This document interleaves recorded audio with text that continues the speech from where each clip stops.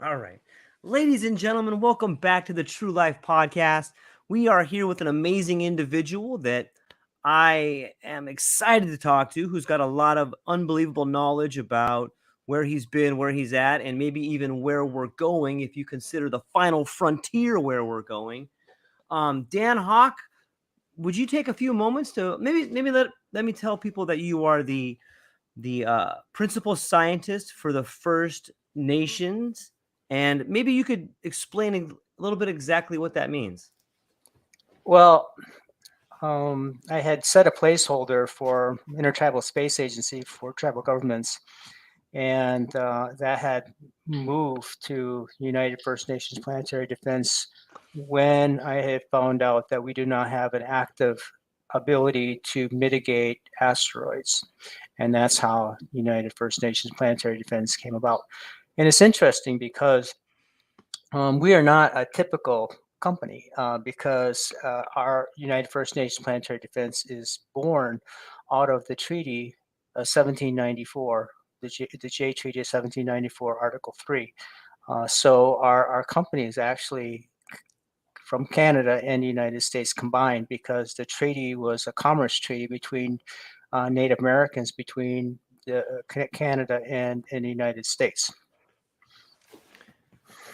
When I think about the term planetary defense, there's so much in there that could be unpacked. I think asteroids or climate change or just sheer greed and selfishness.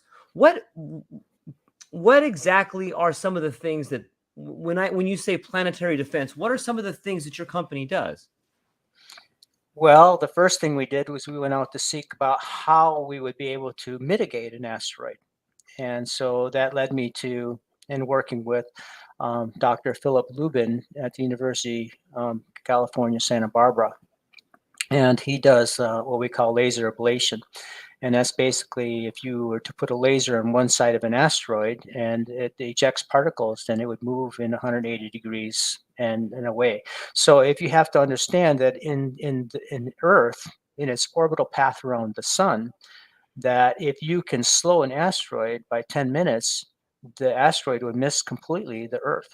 So it's important that we have the ability to just slightly move an asteroid if we have the ability to know that it's coming at Earth and we have the ability to mitigate it, that we just need to move it just slightly over a long period of time to miss Earth in its natural orbital path. So laser ablation is one. And the other is impactor, and of course, NASA has the DART mission now. It's a double asteroid redirect target mission that is like $300 million mission, which is crazy.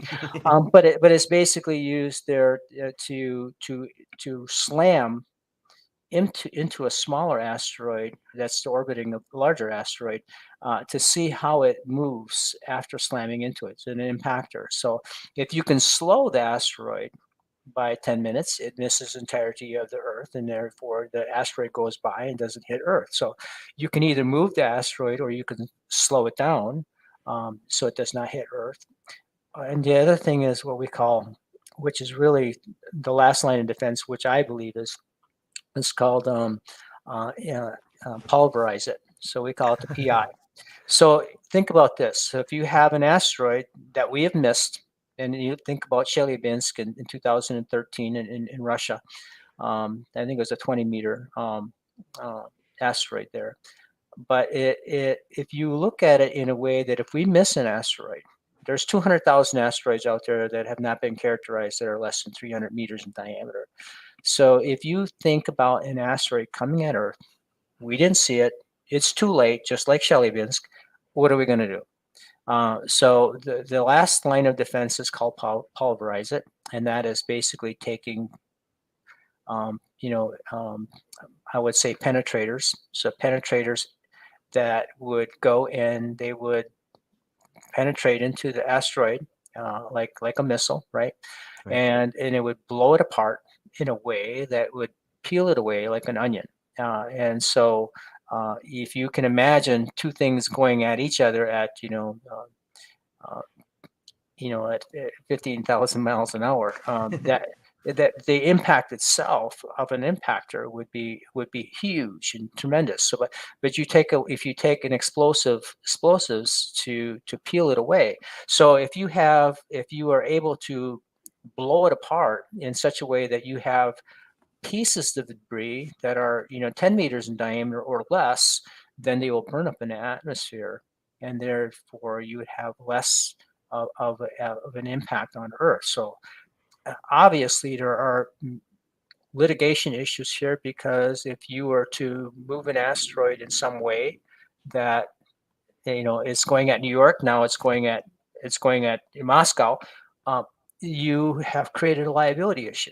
So it's really you know uh, thinking about this is difficult, because there's no real right answers, because you can say, well, what if you would have just let it go, just let it go, and it would hit this side of the earth, not the other side of the earth.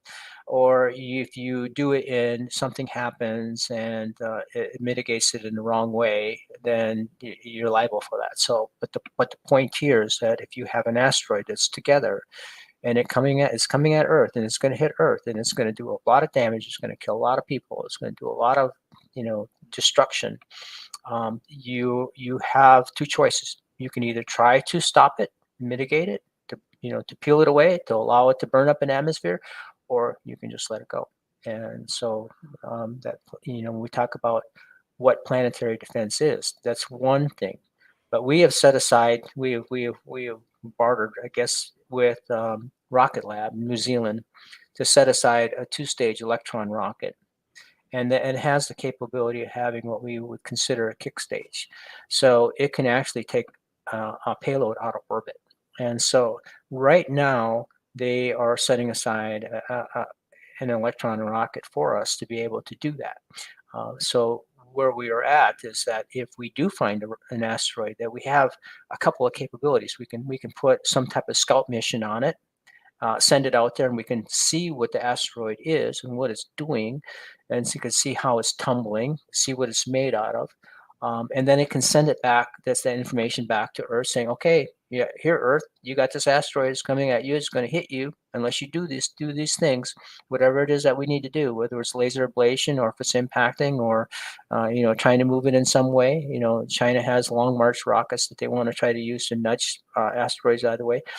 So if we know what it is, then we have a better chance of mitigating it. So we can do a scout mission. The other thing is that we can actually take the kick stage and turn it into an impactor, and or we can put a laser ablation on it. So we have those abilities to do it. But right now, if we had an asteroid coming at us, we'd be in deep trouble. Yeah, because we have to find a way to get the electron ready to go and to be able to do it what it needs to do to save us, basically. Yeah, it's not an easy task. And it seems pretty common to me to all of a sudden just see one. Like there seems to be a lot that we maybe because of the way they move or how fast they move or our perhaps that we're not the best at technology. It's very difficult to understand when they're coming. Like I've subscribed to a few channels that you can see the close approaches, and all of a sudden it seems like there's just one coming here. I believe there's also the torrid field that we cross every October, where we see all these meteor showers that kind of puts us in danger. What is it? What does the decision process look like if all of a sudden we are briefed, hey, there is a large asteroid? Who makes the decision on which particular system to use, be it laser ablation or the impactor? How would the world come together and make a decision on what to do?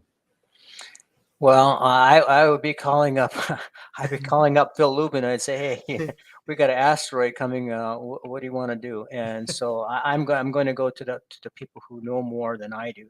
I only had the ability to set the rocket aside. So to do the actual um, decision making, that would most likely come from the White House. I would have to tell you that that decision would come from the Pentagon or someplace really high up. And then I also say that the Air Force would be involved, and so you're looking at maybe they would have some type of capability of let's hit it with some rockets or so forth. So I think there would be a combination of things, both military and civilian to mitigate an asteroid, but there is no guarantee. We seen that with Chelyabinsk in 2013. It's like there, boom, and that's just it. Just happens to be that if that happens with a much larger asteroid, oh boy, we'd be talking some serious problems here. Yeah. Do you think I wonder if depending on the severity or the size of the potential impactor, I'm wondering if the government would even tell us. Like it seems like it would cause such chaos that there would be a discussion about whether you would even tell people. What do you think? No, I think it's going to get out. I think there was some movies like Deep Impact and Right? a few other movies that are very similar along those lines that maybe we should gather up all our stuff and go to a nearest cave or something. Yeah. Uh, you know, we would have to let people know. Someone's going to know, and they're gonna let it out. And so yeah, the idea of chaos, it could happen, but if we have the ability to say, wait a minute now, don't panic. We have some things we can try. Right. We can have some rockets on the side. We can impact it. We only need to slow it down a little bit. We only need to move it a little bit. So if we can do that and we know it far enough in advance, that's okay. But if it's like Chelyabinsk and it's right on us, and we don't have the ability to do anything, it's too late anyways. What difference does it make trying to go to the cave when the asteroid's right above you? So yeah, that's kind of how I see it. Either we know about it in advance, a long ways in advance, or we're going to be surprised. It's either going to be one of the two. Yeah. Can you I have a faint idea of what the Chelyabinsk is, but can you explain that to me? Well, in 2013 in Russia, they had an asteroid that came in nearly horizontal, that I remember. And when it came in that direction, that I think it air exploded above Chelyabinsk, and it was 20 meters in diameter. And I think most of it ended up in a frozen lake. Mm, And then what had happened was that it it destroyed a lot of buildings, as far as like glass and, doors and door frames and those kinds of things. And it damaged people's ears, their eardrums, their eyes. They had, cuts from glass. So it was pretty significant, and it was lucky that it was fairly remote. mhm. Had it been with, like over New York, we would have been in big problem. We would have big trouble.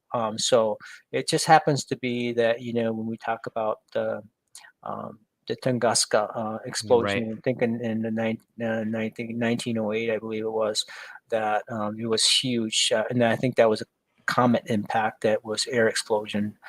So and there's two, comet and asteroids. But so yeah, it depends on where the asteroid ends up. And so in Chelyabinsk, it happened to be relatively remote, but still a city, and it caused damage and it hurt people. And I don't know offhand if anyone was killed, but I know that there were people hurt. Yeah. So Yeah, it seems like had it not been a remote area and even a slightly more populated place, then the consequences would have been dire for the yes. environment and for the people. And what kind of environmental impacts can something like that have? Well, it depends if it's let's say on water, or if it's in the ocean, or if it is on land. So if it's on land, you're going to have a lot of debris that's going to go into the air, and it'd be a lot like in a volcanic explosion, I Mhm. would say, depending on the size. So then what you could do is, I think there was a year, I think it was 1835 or something like that, that they had a year without a sun, and Wow. it was because of a volcanic eruption that a lot of plants didn't grow, their food didn't grow, and what had happened was that people starved. And so I can't remember what year that was, but it was what they call it, the year without a sun, and that happened to be with volcanic activity, and basically the sun was able to pierce through it. So that's one issue. So you have the debris. So now you have the volcanic one also had sulfur, so people were ingesting that, and Mm. and, and it had and it hurt their lungs and killed them that way. And then also sulfur then got on the plants and also killed them that way too. But from an asteroid explosion, you would see the debris going into the atmosphere, and depending on how far and how widespread and how long that could be of devastation. Of course, the physical devastation of the asteroid itself. We're talking a huge explosion, obviously. So, we're talking, what we would see most likely in a nuclear explosion. So we would see that kind of thing, and then when you have uh, probably would be shock waves. So you would have a shock wave that would go outward, and before you'd even feel the physical effects of the debris. So the shock wave would come first, and probably heat. And so that's part of it. And then if it was in the ocean, if it landed in the ocean, that's also devastating, Yeah. because if you have it in the Pacific Ocean and you have the Pacific Rim, and then depending on the size, of course, you're obviously you could have huge tidal waves and devastate many island nations. So it just depends. So I think that where it lands is significant, how large it is, and of course the angle that it comes in at. Yeah. So Shelly Vince was relatively shallow and was relatively flat. If it comes in straight at us, we're okay, be a big hit. Yeah. Sometimes I wonder, with the Earth's shifting magnetic north pole and just the you know the magnetic field of our planet, does that affect, like, if it's a giant ball of iron, does the Earth's magnetic field have some say on where it hits? Does it like attract the meteor in a certain way? Like if the North Pole is migrating one way, would that cause the asteroid to move that way? Or how does the magnetic field play into that particular type of setup? I doubt it has any effect on an asteroid. It's going to go right through it. We're talking significant mass. We're talking, the speed of these asteroids are tremendous. 17,000 miles an hour or more. So it the magnetic field would be nothing to an asteroid. Just nothing. So it's just on a collision course wherever it is. It's moving so fast, it's like a bullet, pretty much, just fired out of a huge cannon and getting ready to hit you. Right, and it again. The sun is there. You got the Earth revolving around the sun, and it's stable. Our Earth orbit is stable around the sun, and so when an asteroid hits Earth, it has to hit it in its natural orbital path.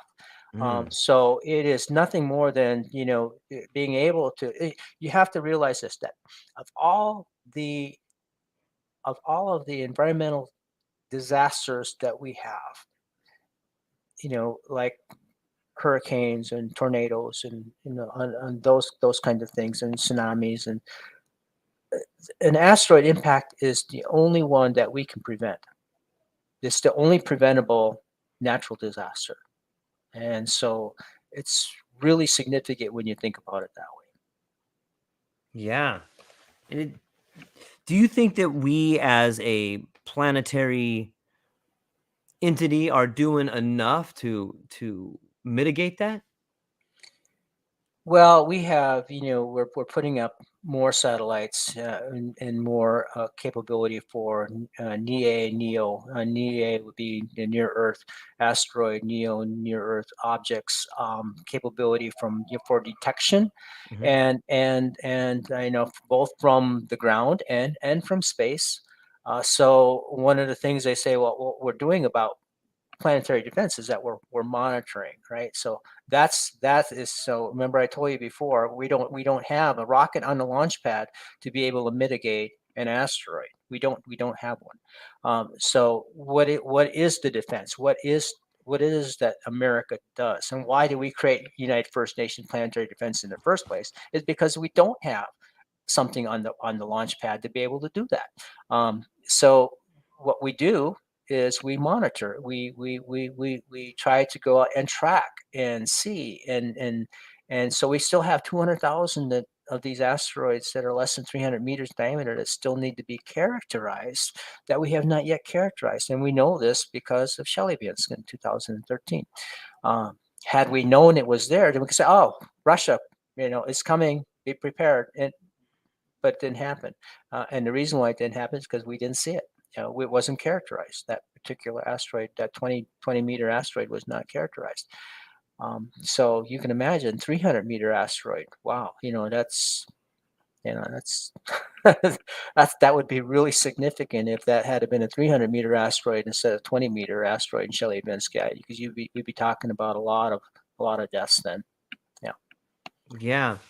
I mean, it seems if people just, I have a really awesome map back here, and it doesn't show all the pock marks that we've been hit by, but I think most people who are familiar with landmarks, if you just close your eyes and imagine for a little bit, you could probably think of some craters around the world, like Crater Lake, or the the Yucatan Peninsula, or the how do you pronounce that again? And the one in Russia, the Tusconga, or Uh, I forgot what that was called again. The I think it's northern Tunguska.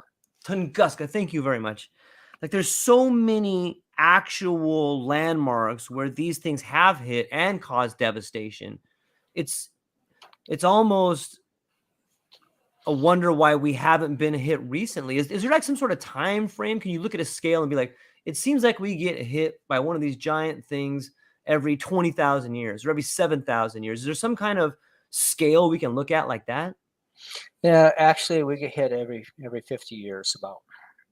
So, but Chelyabinsk, 2013, 20-meter.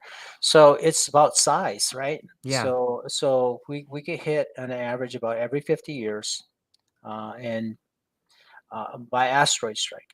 So it's a matter of size and a matter of remoteness. Mm. So those are the two things. So as you can imagine, um, the Tunguska explosion over New York, what would happen? So it's a Wow. matter of remoteness, and so again, you got the Earth going around the sun in its natural orbital path, but the Earth is also turning, and so and it depends on which direction the asteroid is coming and at what angle. So there's a lot of variables there. So yeah, it's a matter of luck, really. It is. Yeah. I was listening to a couple guys, Graham Hancock and Randall Carlson, and they were talking about the different cycles that we go through. And they spoke about similar how our planet spins around its axis, and then our planet spins around the sun, and then our solar system spins around the galaxy, and our galaxy spins around the universe.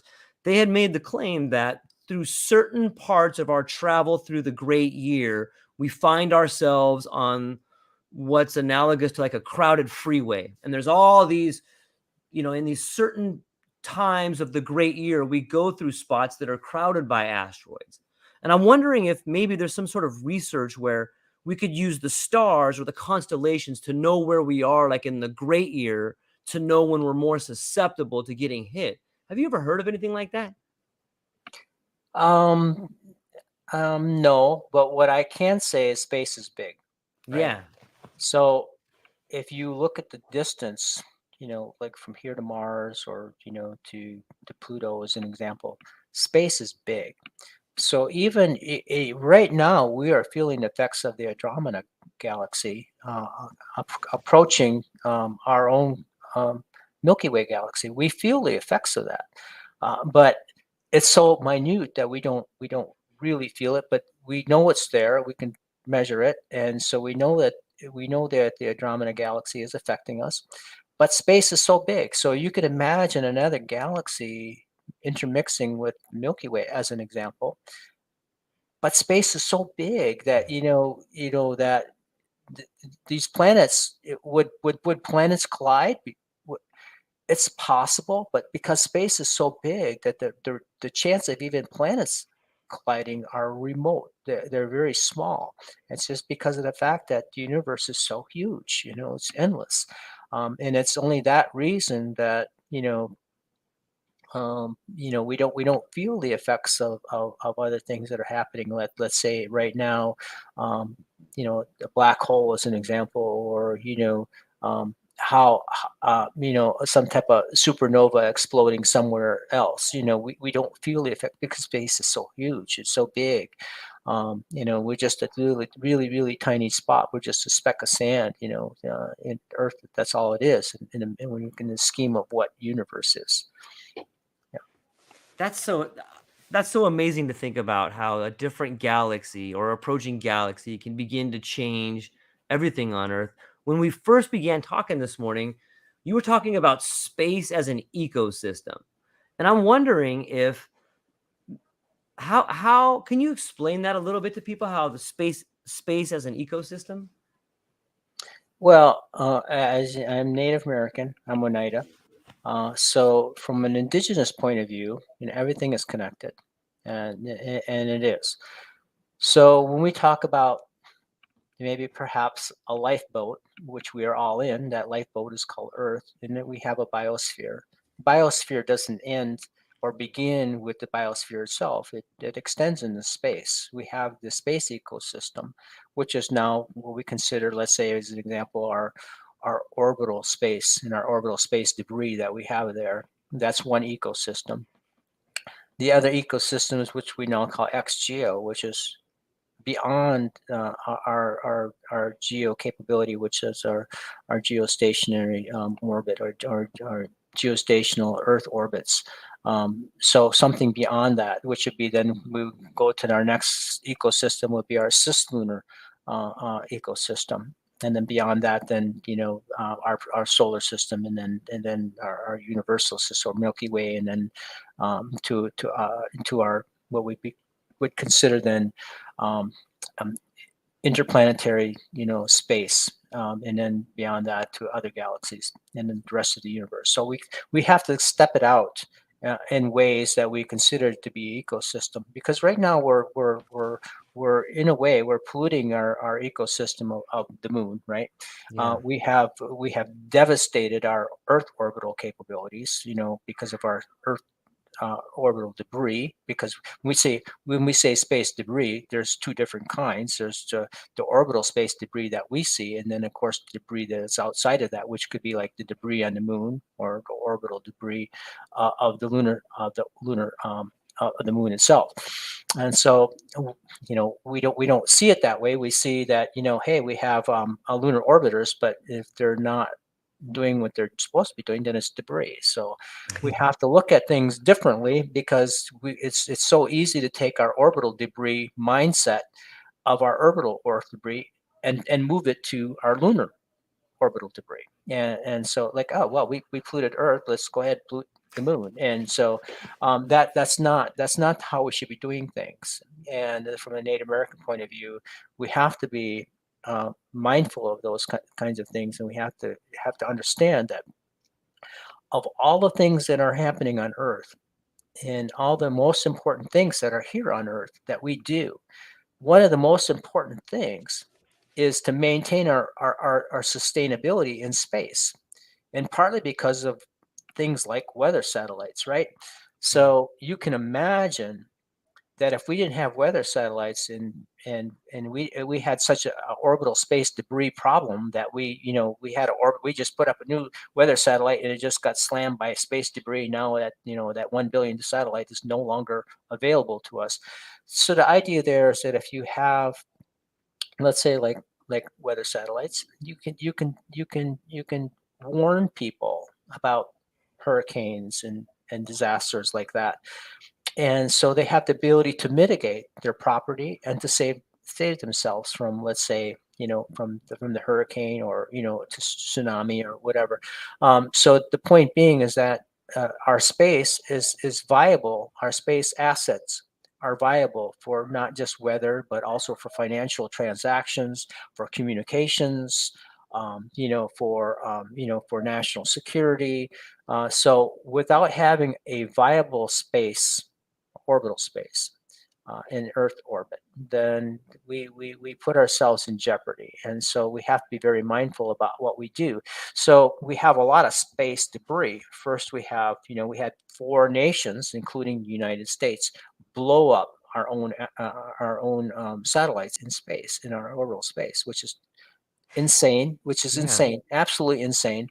And then, of course, beyond that, we have an increased launch cadence. So what that means is that we are putting more rockets on the launch pad with more satellites on them, and we are sending them into our orbital space. And we're talking about things like, OneWeb and Starlink and those kind of Yeah. things. We're going to be putting in thousands, tens of thousands of more satellites are going to be going into our orbital space, probably another 10,000 above the space station and another 30,000 below the space station. So you can imagine we have space debris.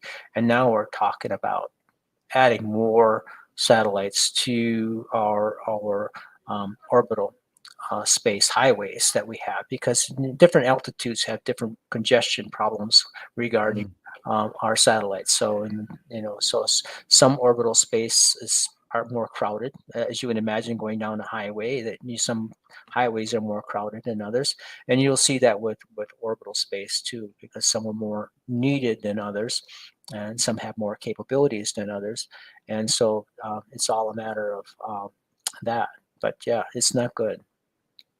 Wow, I've never thought about it like that. But there would be different levels and different frequencies and different heights for things to orbit depending on what it is they want to do. That's incredible to think about. And on top of that, it seems to me that now more than ever, the ability of a private company to launch whatever satellite they want seems to be only a matter of money, not so much a matter of law. Well, okay, so there's not much law in space, I have to tell you. Oh, I had no So idea. yeah, so the Outer Space Treaty, that's basically it, right? So if we have a conjunction problem, we have two satellites going to collide. We know they're going to collide. But one belongs to Russia. You just can't just go and grab Russian satellite and move it out of the way. You can't do it. You can't do it. Right, Because you cause a war. And right. so even though it's dead, it's a piece of junk, and there's a lot of junk up there. But the point is that you just can't just go do that. So we have technical problems in what we call ADR, which is active debris removal, right? So it's very difficult. Imagine taking a 4-ton satellite that's spinning and tumbling in space that is frictionless. So imagine 4 tons, Wow. and you have to go and try to move it. So how do you do that? How do you detumble a 4-ton satellite that's, how do you do that? Okay, so these are technical questions. And then, of course, you have policy questions, about, you know, who pays for that. So if you have two satellites that are going to collide, and let's say one is an operating satellite but doesn't have the ability to move, so there's no capability of maneuvering, no auto capability of maneuvering, as an example, or from the ground by command, that you cannot move it, um, but the dead satellite is there too, and they're going to collide. So, um, who makes the decision then of paying for moving the dead satellite out of the way? You know, uh, whose responsibility is it? Let's say it's a different country. Say, hey, different country, your satellite's dead, and it's going to collide with this one that's operating, and that one that's operating is $1 billion satellite. What do we do? So then you have technical problems, you have policy questions, and then you have probably international issues too. Like I mentioned to you, like who's because the owner of the satellite is the one that is the country that operates. It's the operation state that owns that satellite, and they're responsible for that. So, and of course, if you move it out of the way and it hits another satellite, then Mm. you're responsible. So there's a lot of problems then. So what's happening now, you'll see in the space industry, is that they're creating something called space traffic management (STM), um, and so that is basically, if you consider the idea of space air traffic management as an Yeah. example, but you're doing it in a way of space, but also understanding that there's debris up there where you can't move it. You can't command it to move, and you have debris that's under 10 centimeters, and you have debris that's over 10 centimeters. Something we can track, something we can't track. So you got millions of pieces that we can't track, and tens of thousands of pieces that we can track. So it's really really significant problem. But you can imagine too space traffic management where you have launch operators that you have Japan, you have France, you have Italy, Russia, China, America. You just talked about New Zealand a little while ago. So we have a lot of launch operators that are launching satellites, and of course we talked about maybe Elon Musk as an example, private operators. So you're having a lot of things going into space now. And if you imagine you're an air traffic controller trying to control that, and now you're a space controller trying to control that.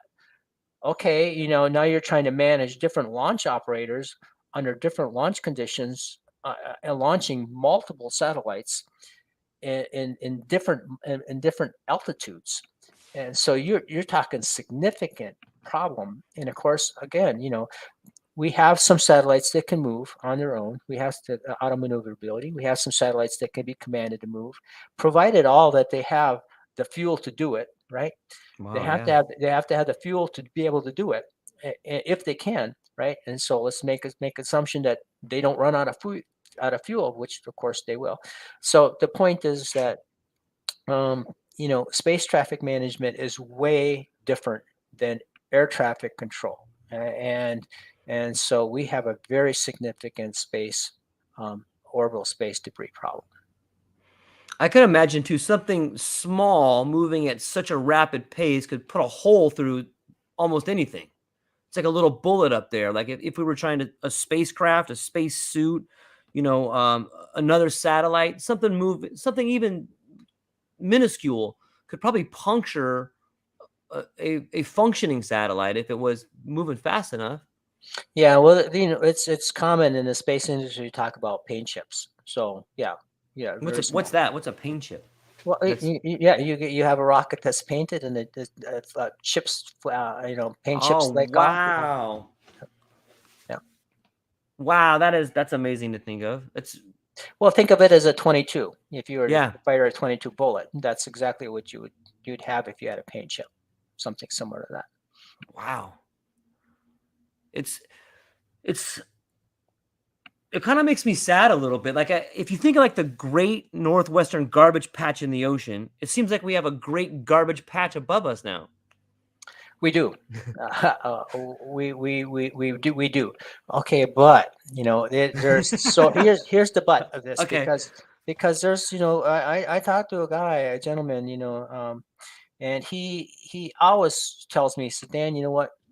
Um, we will not know a collision until after it happens, Hmm. and partly because space is so big. So if you have a conjunction warning, right, and saying you have two pieces that are about to collide, and so space is really, really big, what is the probability of those two pieces actually colliding?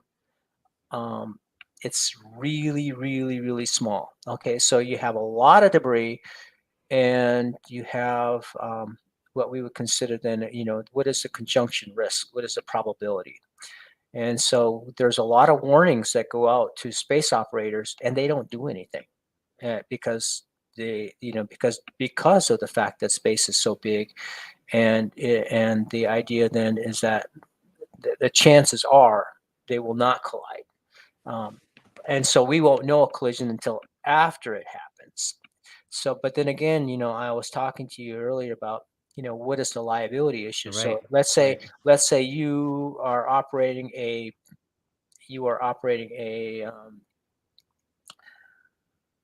satellite, and you have a conjunction warning, and you move it in the wrong way, and you then cause another conjunction of a different kind. But you move it in the wrong way.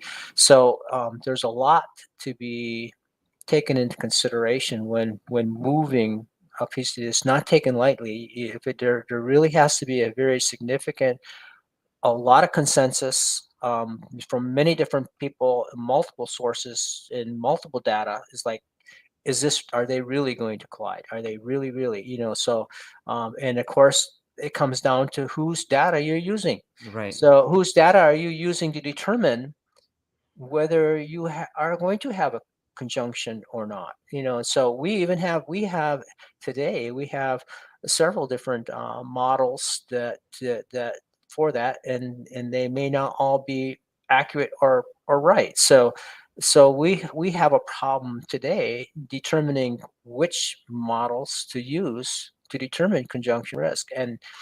And so then once, let's say we get space traffic management, which also then has norms, so we create norms that says that for a space operator, if you have a conjunction risk with this probability, that you have to move it, something like that. And so now the question is, well, which way do we move it? How do we move it? Wow. And so, it's really significant because, if you are under a norm of having to move to prevent a collision, then the norm also has to state, which way to move it. And if it did cause another collision of some sort to cause another liability issue, who would then be responsible for that? Well, there's a lot that goes on with space traffic management. But the point being is that we ought to do what we can for active debris removal. Ought to do what we need to do for active debris mitigation. In other words, when we put up BisonSat as an example, it's at 400, about 450 kilometers. So it was an educational satellite. But after its mission, and of course, its primary mission, it failed. We were supposed to take a wide camera view of Flathead Lake. So we weren't able to do that, but it was still putting out data. But its primary mission failed. But the reality of that is that even though it's putting out data, it's not a valuable data. It's not data that is a required data. So what should have happened is that for our mission, we should have launched low. We should have launched less than 300 kilometers. At 160 kilometers, you're at what we call rapid descent, and then your satellite then just basically would go into free fall and burn up over, hopefully, Pacific Ocean. But the idea there is, if you're launching low, that if as soon as your mission is done and over with, whatever it is, whether it's qualifying hardware or if it's to do a certain test, and your mission is over, if your mission is over and you're still flying and you're still up in the air and you're still in space, that's debris. And Mm. so what we need to do is we need to figure out a way to get those spacecraft out of space, and so that they are not in our orbital paths. So that is debris mitigation and debris removal. And so a lot of companies now are working on, things like sort of like parachutes, as an example, that would cause orbital space drag, and then be able to drag it and be able to put it into deposition over the Pacific Ocean, burn it up. So Yeah. That's fascinating to think about. It makes me want, like, it makes my mind just race a little bit. I love talking about it. I wonder if there's some sort of chemical reaction that you could put in, like a satellite, that would make it become more dense and heavier once it reached a certain amount of time. If there's some sort of chemical reaction. But before I go way out in the woods with something like that, let's talk about the different kind of satellites that go up.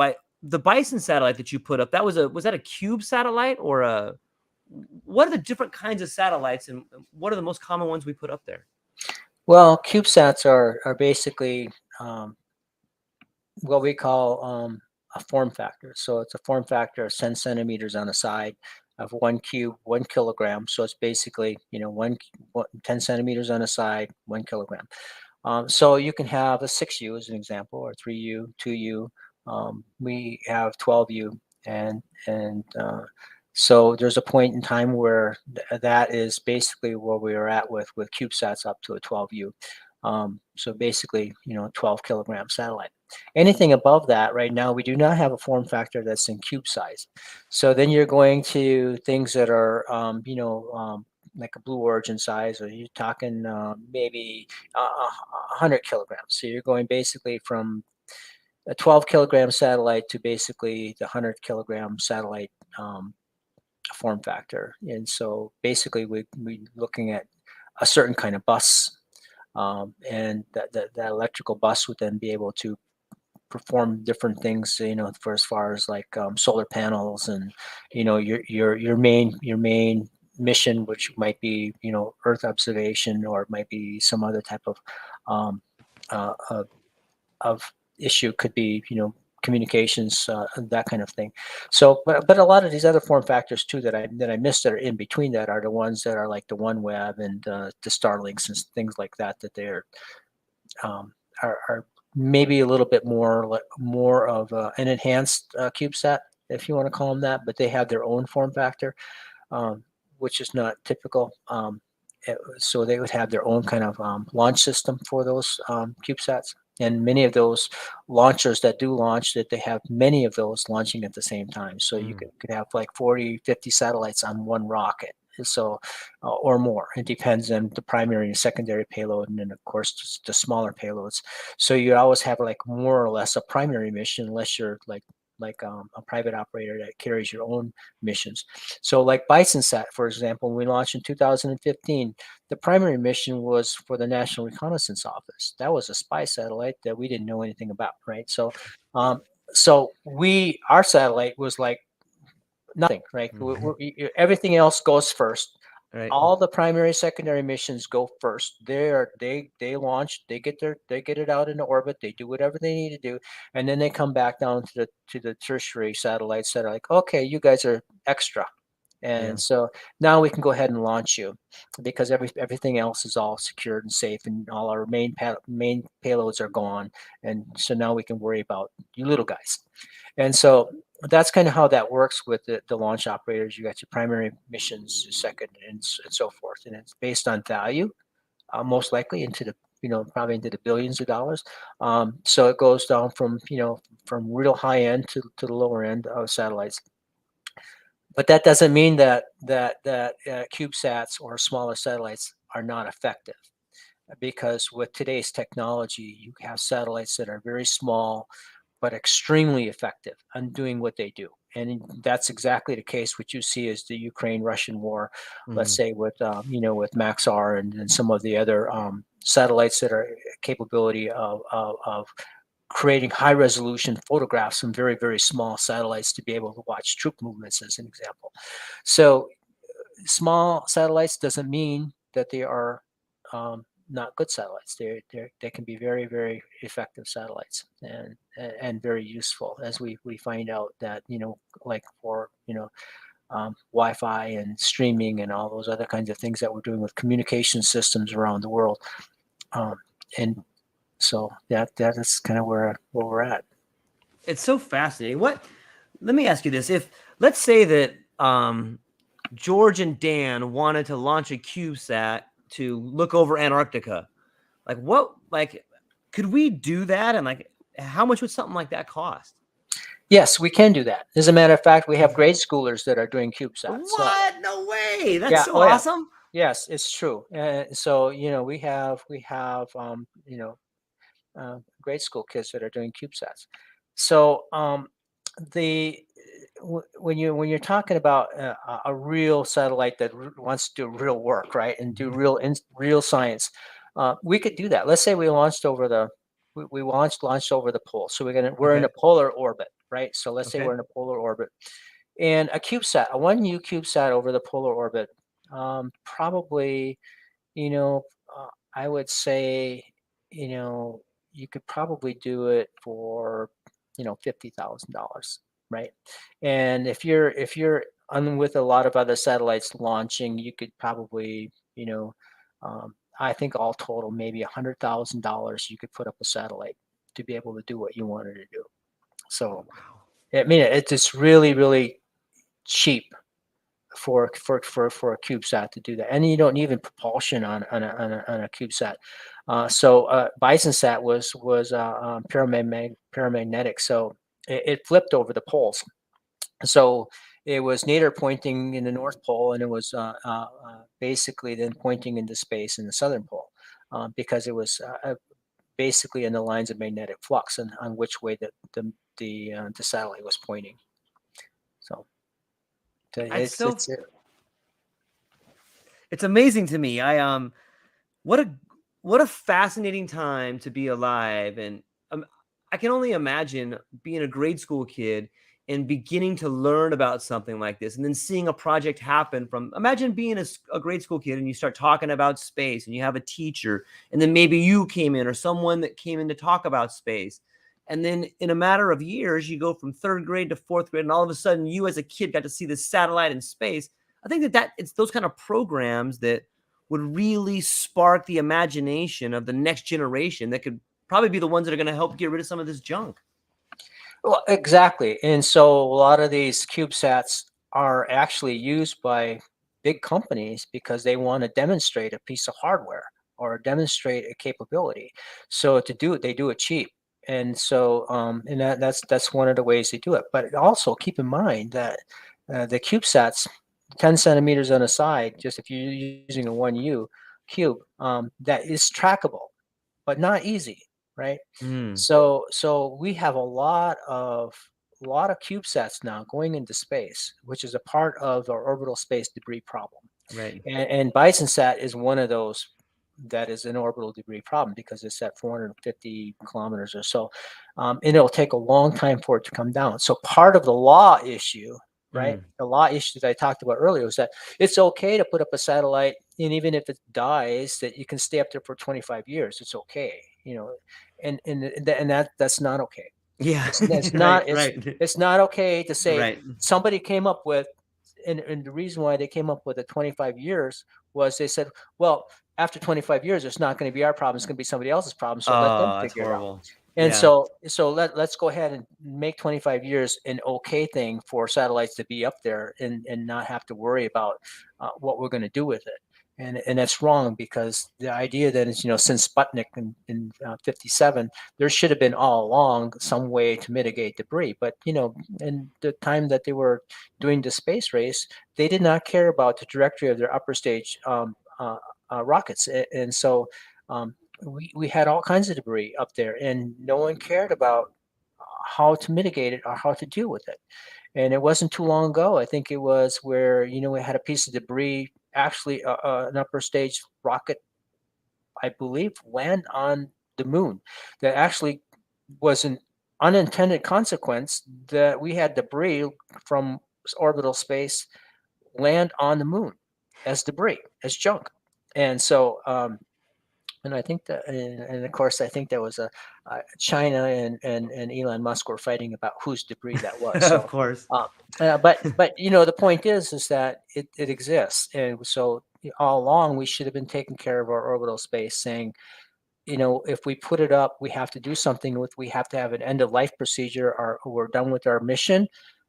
We fire. We have a procedure. We fire our deorbit engines, and we take it out of space, and we deposit it over the ocean, and we burn it up. That again is also a problem, right? So you can imagine that you're having a lot. Most of these spacecrafts are made out of aluminum, so now you have aluminum that's being burnt up in our orbital space, that enters the atmosphere of our Earth. So those are problematic issues too. So and as a Native American, our satellites, well, we're going to be using industrial hemp frames and not Nice. aluminum frames, and we'll be using industrial hemp rocket fuel and industrial hemp, printed circuit boards. So we're looking at a way of being more mindful when we go into space about how we are going to deal with these problems, And of course, we'll have our orbital end of life procedures called EOL, end of life procedure, to be able to deposit them over the Pacific Ocean, but burn up in a way that it's more sustainable than burning up aluminum. That's a great point. I'm glad you brought that up. Like, you know, there's a saying that says, as above, so below.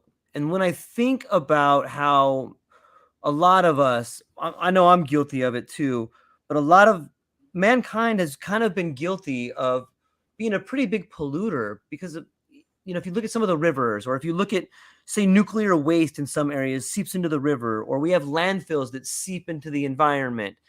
It seems to me, if we know that's happening here on the ground in this ecosystem, and we know that there's weapons in space, and we know some of these satellites are weapons, like, isn't it possible that, Lord knows, if there's some sort of chemical agent in these satellites, or there's even of aluminum or some types of metal, it seems to me that those particular forms of pollution could leak into the atmosphere the same way the pollution in our ground can leak into our aquifers.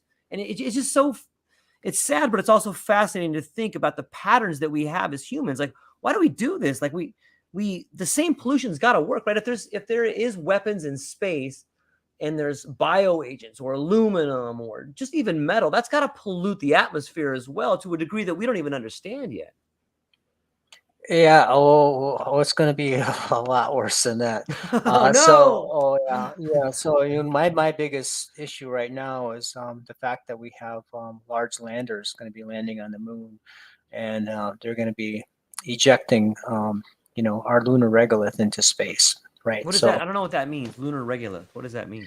Okay, so lunar regolith is, if you go to the moon and you step on the moon, like Neil Armstrong did, you're going to step on lunar regolith, which is basically, you can call it Earth's soil, but on the moon, but it's not really soil. I see. There's no soil on the moon. It's regolith. So Okay. it's different. But the point being is that it's extremely fine, and we're talking down nanometer size, right? So that's where they get the idea of nanophase iron on the moon. So, but you can imagine that the LEM, right? So the Apollo missions, their lunar excursion modules were 3,500 pounds of thrust. Some of these engines that we're talking about, that are landers now going to the moon for the Artemis program, are going to be into the millions of pounds of thrust. And so what's going to happen is, if you take an understanding that the moon is at 1/6 gravity, right? And you're in an environment where it's not wet, this is dry, right? And you have the ability to move things relatively quick because you're at 1/6 gravity. Yeah. That if you have a rocket engine that's coming in and it is at millions of pounds of thrust, that the lunar regolith is going to go off the surface of the moon and into Wow. space. Yep. And so that, to me, would cause an environmental disaster. And that's my position, as far as I know, because there is no credible plan right now that I see for lunar landing pads. They just don't exist, and so it's going to be very difficult to mitigate any large landers. So my position is that we need to use a precautionary principle and then use smaller landers, and being able to do things like put monitors using CubeSats, actually, put monitors on the surface of the moon to be able to monitor the lunar dust as we have you know and our landers landing and ascent vehicles ascending. So to be able to do that, and also have a lunar orbiter that is able to monitor the lunar dust as it goes into space, because I think that's going to be a significant problem, um, where the dust will eventually find its way around the sun, and that's not good from my point of view. And so I think we have a lot of debris issues that we're going to have to worry about, some environmental problems that we're going to have to worry about in the Artemis program. Of course, we have, and I mentioned before, our lunar orbital debris that we should be concerned about, and debris on the moon itself from the Artemis program, but then also take care of our orbital space debris. So we need to look at things in the long run to be able to look at debris as a big picture as compared to the smaller picture. And of course, we have things like we had the idea of outer space cultural heritage, which is, how do we protect, let's say, the Apollo 11 landing site as an example. So I can see as an example, we're having so much dust being blown around the moon that the boot prints will no longer exist. They'll be operable. I mean, it's really significant problem, the lunar dust. I mean, of all the things that going back to the moon is the most important thing to worry about is lunar dust. And you wouldn't think so, but it is. It's probably one of the most important things that the Artemis program has to deal with. And just saying that, oh well, we're just going to land and have this dust going all over the place. That's not a good thing. We have to do better on the lunar dust problem. Yeah, I remember it seems like a few years ago they crashed a satellite into the moon, or they crashed something into the moon. And I'm wondering if you remember that, there had to have been some sort of test to see the debris come from that impact, or has there been monitoring of impacts of the moon to see the debris field after that? Yes, I think that was a prospector mission. And yeah, there was an impactor, and I think there was actually some um, human remains on that impactor too. I think it was the Oh wow. Schumacher had remains on that impactor. But then, and of course, Native Americans weren't notified of that either. But so I recently, as I mentor some students from MIT and their Space Enable group, one of our meetings, I had a person come on, and she said, "Hey, we're having this lunar orbiter." And I just happened to say, what are you doing at end of life at the loop with this lunar orbiter? So, well, we're going to impact it on the moon. So their end of life procedure was, after we're done with our mission, we're just gonna slam it into the moon. So That's so we crazy. well, I mean, okay. So then the other alternative would be just to put it in a trajectory that would take it out of our solar system, and not impact it on the moon. So it's a matter of what we can do to mitigate the things that we want to do. So to them, maybe it was normal to impact it on the moon, but I don't feel that is the right thing to do. Maybe put it into the sun. Yeah, yeah. I mean, you Right? yeah, Wouldn't that be better? yeah, you could burn it up in the sun, but that would have been an alternative choice Mm. instead of impacting it on the moon. So I wouldn't have that would not have been my choice to impact it on the moon. But those are the companies that we deal with in space. We have to work through these kinds of questions, because the way that I think is not the way that other people think. Yeah, that's a great point, and I think that is something that can be applied no matter what field you work in. Is it's so many different people. That kind of brings me to the idea of worldview. I think as a Native American, the worldview which you operate under seems to be much more harmonious than the worldview in which the Western religions work underneath. And I think that impacts almost everything we do. That does impact. Like, let's just smash this thing in over here. Let's just put this over here. I'm I'm thankful that you are doing what you're doing. I think it seems to be the voice of reason sometimes. Have you ever thought about maybe the way in which you were brought up, your worldview affects the reality in which you live and the way you interact with people that you're working with now? Absolutely. As I'm the only Native American worker with the Lunar Surface Innovation Consortium, I have to say, when they first started what we call a value chain on the moon. So first of all, Lunar Surface Innovation Consortium is run by Johns Hopkins University, and we have several different focus groups, and I'm almost on all of them. So the one is called value chain, and partly to when you go to the moon, as you have either a product or a service, right? Okay. And so one of the two things that they did, two things that they came out of the value chains, like an input and an output. And so you have something going into your product or service, and you have an output of your product and services. So the first thing I said, well, where's your waste? And so it's because the product, the output was not the same as waste. And so what we have to do is we have to understand that when we're on the surface of the moon, if we have a product or we have a service, we have some type of waste. But to use that waste in such a way that another company that has a product or service to use the waste of someone else's product or service to be an input to the other product or service so that we don't go to the moon and waste things because it's very expensive. First of all, you go to the moon, it costs a lot of money to do that. It costs a lot of money to get there. And so you just don't want to go there and waste stuff. Yeah. You want to make sure that if you have something that's, let's say if you have an output of some type of chemical, that maybe some other company that may need that chemical. They may need that, and so the idea is to create that value chain so we have our inputs and outputs and our waste streams that they're all coordinated in a way that hey, I need this, you have that. Let's work together and let's see how we can benefit each other mutually so we don't have waste on the lunar surface. So um, from a worldview point of view, right? Native Yeah. American Yeah. worldview, you have to look at first of all in the Iroquois, from being Oneidas, that we originate our creation stories are from Sky World, so we look at it a different way than some other tribes that maybe originate from the Earth, and so I always go about the idea of how things are connected, right?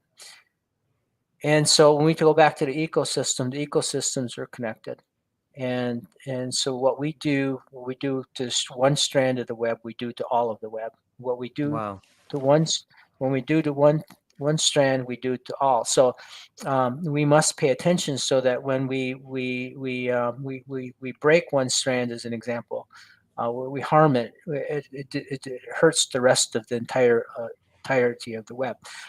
So we cannot go, let's say if we go to follow Artemis, we go to the moon, we go to Mars, and we go there to live in a permanent way. Go there to stay, which is the whole purpose of doing what we're doing. That we go there and we do it in a way that we are a community. We are not Right. we're not colonizers.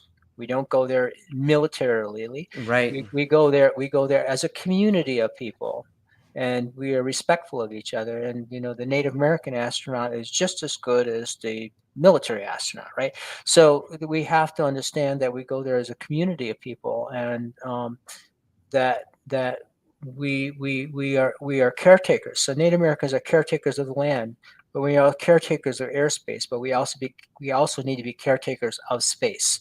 So being caretakers of space is to help and support space traffic management, being able to mitigate those things in orbital space, to be able to go to the moon, and being able to watch after and look after those people who want to impact their end of life missions on the surface of the moon, or to oversee outer space cultural heritage, as an example, to be able to maintain those things that are important to America, like the Apollo 11 landing site, is an example. Someday that may be our own museum, but we need to take care of it.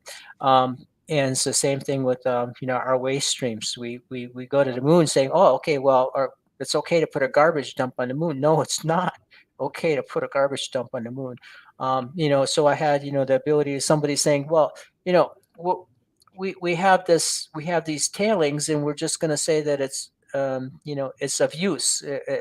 Somebody else will use it somewhere along the line, so it's really a value, but it really is garbage, really junk. It's Yeah. re- it's Right. really it's really it's really pollution, but we don't call it that. We call it something else. That's so silly. We'll call it something else so that it's a value. And it could very well be, because in the moon everything is expensive, so it could very well be of value. But we need to understand that you know um, that's important. So here's the other part of it. So, and we're Native American, so let's say we create our own lander, we put our lander on, and now, hey, that's the first Native American lander right there. That's cultural heritage. You can't Yeah. just dismantle and take it apart and use the pieces and reuse the aluminum. That's cultural heritage. And but what about the second lander? What about the third lander? So then is if the first one is cultural heritage, is the second one debris? Is the third one debris? So we have to understand and think, because the idea of businesses and companies going to the moon and putting different types of landers and let's say experiments and those kinds of things on the moon, and say, okay, well, that's cultural heritage, and when it's really debris, that really is not that's really not a good way of thinking about things. So we have to go about a way of saying, we have to have some type of procedure, some type of framework to go by, to say, this is debris, this is something that's important for all of the world to know in the future. This is cultural heritage, this is debris. And so we need to make that separation between the two, because we're talking about a lot of money, we're talking about a Yeah. lot of value here. And so we should be able to go to the moon and say, okay, this is your third lander, the other ones are, the cultural heritage. You pull a pin and it comes apart, and now you're able to reuse the aluminum, you're able to reuse things, we're able to recycle things on the moon. We're able to do those things, but it's no longer cultural heritage. Actually, we use it as a value chain for something else. But that's how we have to think, and it's difficult to get people to think that way. Yeah, I can imagine how even here on Earth it's difficult to get people to think that way, and Yes. to see the world as I think it comes back to worldview too. My personal idea is that you don't come into this world, you come out of it. Like, you're part of the earth. And I think that a lot of people, and I'm not saying one way's right or one way's wrong, and I've thought from both of these point of views. However, when I go down the idea of being someone who comes into this world, I feel that there's a separation between myself and everything else. But when I look at myself as coming out of this world, I feel as if I'm part of this world. And I feel like that, then we get back to Indra's web, and the idea that you and I are connected, and that me and my daughter, and me and my neighbor, and me and my banana tree, and me and my cat. Like, when I have that aspect of I come out of this world, it fundamentally changes the way I interact in this world. And that's why I had asked you the question about worldview and narrative. It seems to me that different cultures have different views. And so when we get to the idea of space, and the first lander being cultural heritage and the second one being debris, different cultures see the world differently. So they would see the travel through space different. And it just makes me wonder if when we the idea of space travel and all this exploration should be something that unites us. However, it scares me that it could be something that continues to divide us. What is your aspect on space and exploration as a uniting force? Yeah, it has to. Space is supposed to unite us. So um, the reality there is that, when we go to the moon, like I was telling you, that we go there as a community of people, not not a military post, not some type of outpost. Those are colonizing words that hurt Native American people. Yes. And so, this is not a fort on the moon. We're talking about a community of people working together to do certain things, to do experiments and science and exploration.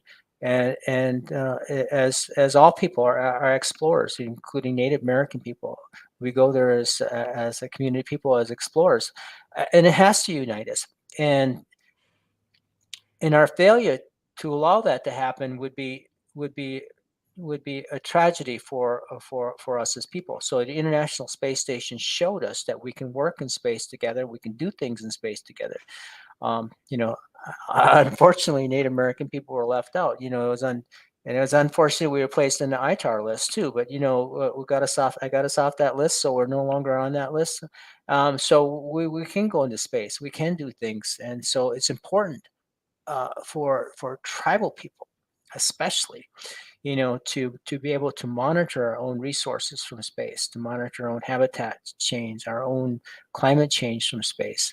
And that follows on the Torres Strait 8 lawsuit against Australia and the United Nations, where their island nation is being, you know, um, inundated by sea level rise, and they claim that Australia says, hey, you're not doing enough for climate change, and look at what's happening to our island nation. So you need to do better to help support us indigenous people. So um, we need to have the ability to monitor our own resources from space, and our own capabilities for remote communications, as an example.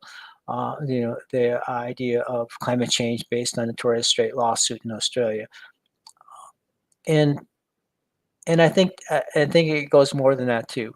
Because as the federal tribal trust responsibility between Native Americans and our federal government, we also have some responsibility for, let's say, national security, watching our borders. We also have a problem with murdered, missing Indigenous women, which I'm now raising to the level of the Sustainable Development Goal 8.7, the United Nations, for slavery from space. So we have that ability when we take our satellites into space to be able to monitor slavery from space, and as a support of murdered, missing Indigenous women.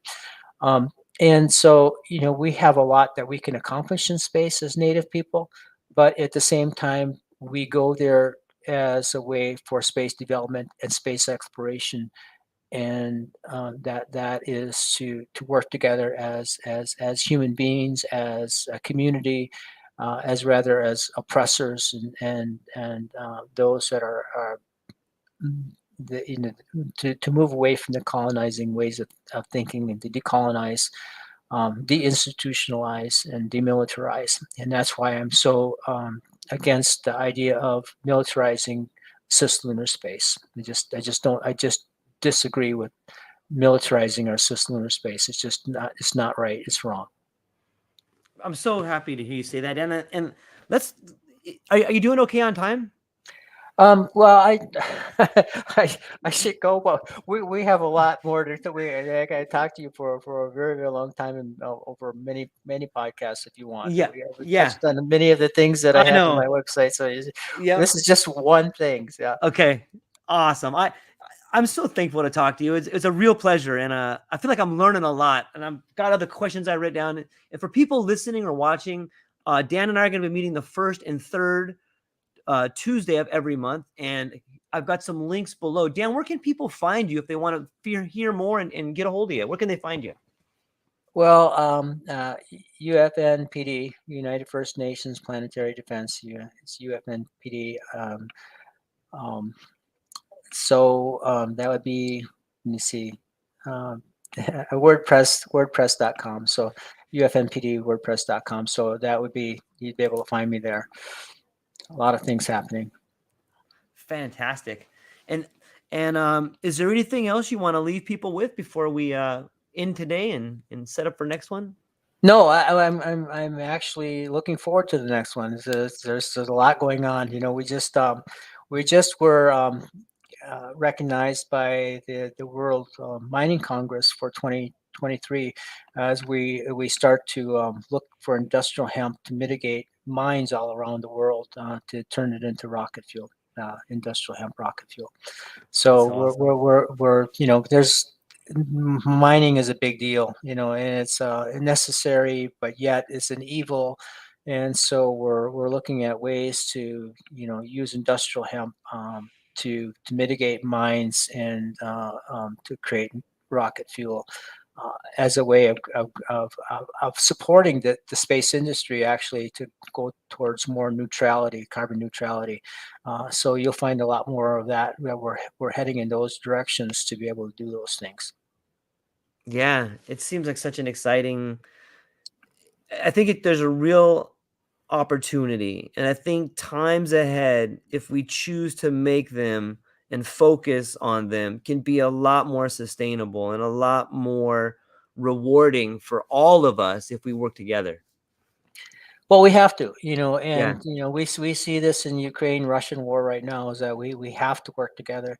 A lot of problems, I look at the website once in a while, and I see, things going on, like, um, our farmers are protesting against nitrogen, and I keep saying, the idea that um, it's not, we really don't have a nitrogen problem. What we have is a carbon problem. We have, our um, our climate change is carbon based, and so to suggest that nitrogen is the problem is wrong thinking. We need to be able to use, like the Amazon Black Earth, Amazon Brown Earth kind of sustainable agriculture to be able to sink more carbon. So every 1 ton of carbon we sink 3.6 tons of carbon dioxide. So it's important that we do the carbon sinking, and as you sink carbon and create the sustainable agriculture, then what you do is you reduce the reactive nitrogen, which is really the necessary part that we need to do.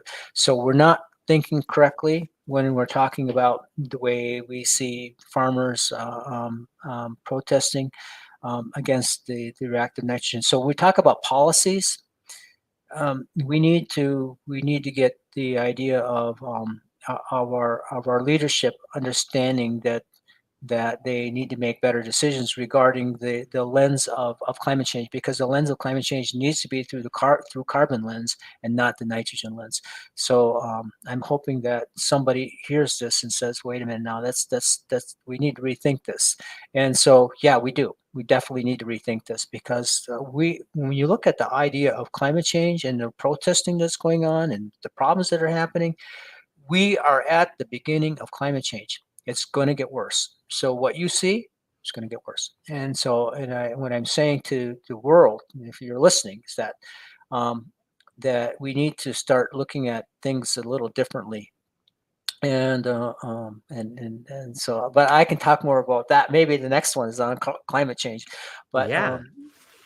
it's really serious stuff, and it's not right. So we have to work in a different way, and I really don't know how to convey that other to policy, you know, but maybe we could pull those pieces out and then try to look at them one at a time, um, because I'm really concerned about the way that the what's happening in the Netherlands and Sri Lanka as an example, what's Yeah. happening. So we need to come together and do things differently, because the reason why we need to is because if we're having these problems now, when we talk about climate change in a little climate change issues, that when we really start feeling the impact of climate change, we are really going to be hurting. So we really need to start to layer, to create the foundation of how we set about policy now, because as we go through the years that are coming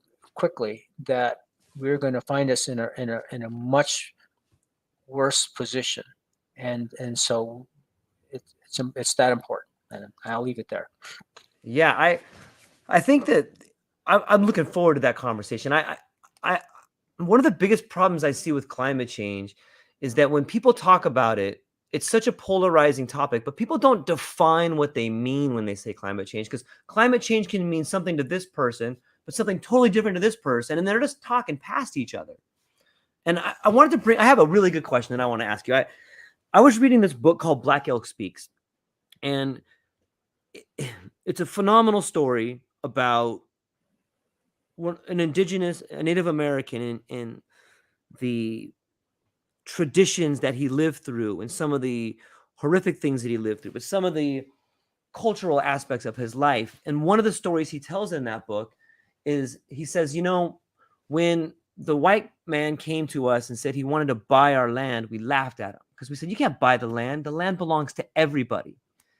But they did buy it and they did horrific things. And so I take that story, and I recently talked to an economist, and I asked him, if we take this idea that these people came and they colonized and they told the Native American, we're going to buy your land. And they said, you can't buy the land. It belongs to everybody. I'm worried now that what's happening is that people are trying to buy the air. When you look at some taxes that people are trying to put in order, it's not a whole lot different than if a group of people said, we're going to buy your land. And we say, that's silly. You can't buy the land. Sometimes people are coming to us now and saying, we're going to buy this air. And we're like, you can't buy the air.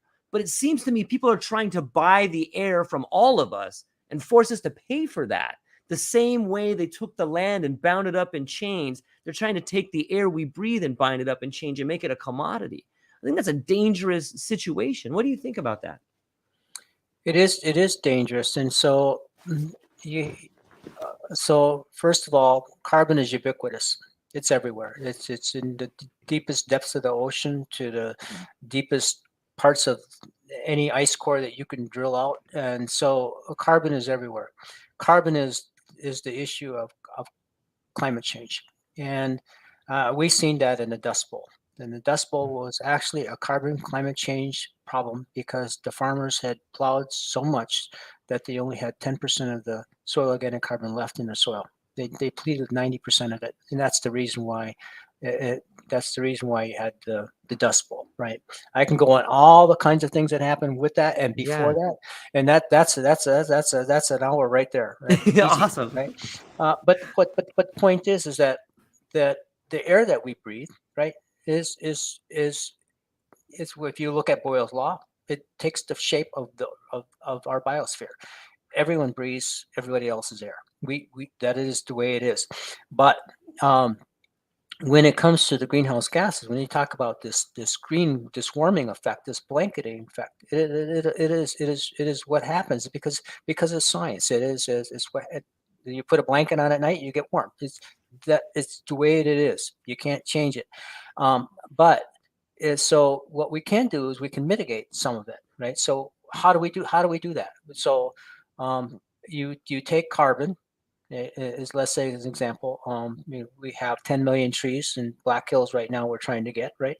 So Okay. they're just rotting. They're rotting. They're CO2, emitting CO2 and emitting methane. And so if you were to take the tree and you were to carbonize it, in other words, you burn it, you're going to get a certain amount of carbon out of it. Let's say it's 10%. You take the 10% of the actual carbon, the physical carbon, and you put it in the ground. And now you sink that carbon and you sink it in a way that the Amazons did hundreds of years ago, and that carbon will remain in the ground for hundreds of years, and that's what creates the sustainability of the Amazon black earth, the Amazon brown earth. This basically is like slash and burn, but it's a technology of just putting it into the ground and making the land fertile. Because if you take water and carbon, you have sugar. You got C6H12O6, right? You got sugar. Rich sugar is what plants need to grow. Plants are cellulosic. They're cellulose. And so you need the carbon in order for the plant to grow. And so when the plant grows, then it uptakes CO2 from the atmosphere, but it also takes carbon from the nutrients in the ground, as well as NPK, which is nitrogen, which is the problem that they're having in the Netherlands and Sri Lanka. So, but the reality though is that the Amazon black earth, brown earth is a sustainable agriculture.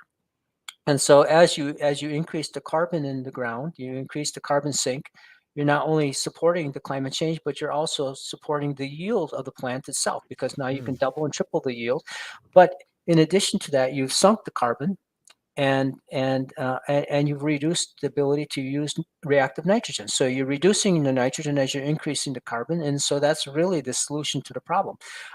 It's not the fact that you create, like Sri Lanka did, and ban nitrogen, because that's not the way to do things. You would have to do it in a way that it makes sense. So you make sense by saying, let's increase our carbon, let's create the sustainable carbon count, and now let's start to reduce our nitrogen. And because you'll be able to do that, and being able to do that, and being also at the same time increasing your yields. So it's important that we look at it in a different way. But if the policymakers don't know what I just said, they're not going to do it because they just don't know Right. it.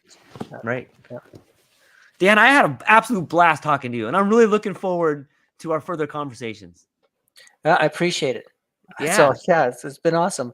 I could talk for a long time and a lot of different subjects. So Okay, great. We're gonna get into it. We got a new series coming up, and like everybody, go and check out Dan. I'll put all his links below in the show notes, and prepare for some awesome conversations coming our way. Dan, I really appreciate your outlook on life and your ability to listen, and I am thankful for your time. So let's do it again in a week from next Tuesday. Yes, George, looking forward to it. Okay. Maybe people will call in and give you questions or something. Yeah, I got us live right now, and I think that we're going to get a lot of questions coming up soon. I've been really fortunate, Dan. Like can I share a quick story with you? Sure, go ahead. I've been working really hard in trying to read a lot and learn a lot. And there's this saying that I used to hear all the time. It says slow at first and then all at once. And when you think about that particular statement, it can mean a lot of things. But for me, it means that exact thing. I've been working on the podcast and my channel for about 3.5 years. And I was just ticking along like a graph like this. And I'd get like a couple people here subscribing and a couple here. And over the last 7 days, I've got 400 subscribers. I've got 120,000 views. And it's just this pattern of life that like you start off just doing, and you ask yourself, like, am I even doing anything? What's going on here? And then all of a sudden you work hard, you work through your comfort zone, and you keep getting up every day and pounding and working and networking and talking and learning. And then all of a sudden it's like a plant. Like you put a seed in the ground. If you go out the next day, there's not going to be any plant there. But if you water it, you take care of it, and you go out and you talk to it, and you give it all the nutrients, one day a green shoot comes up. And so I've been noticing these green shoots, and I'm super excited about it. And thank you for letting me share that story. Yeah, it's a great story. So yeah, George is great. So okay, we'll have to sign off here and catch you on we the gotta next go. one. Okay, thank you so much. Have a great afternoon, and I'll talk to you again shortly. Yes, thanks, George. Yep. Okay, aloha.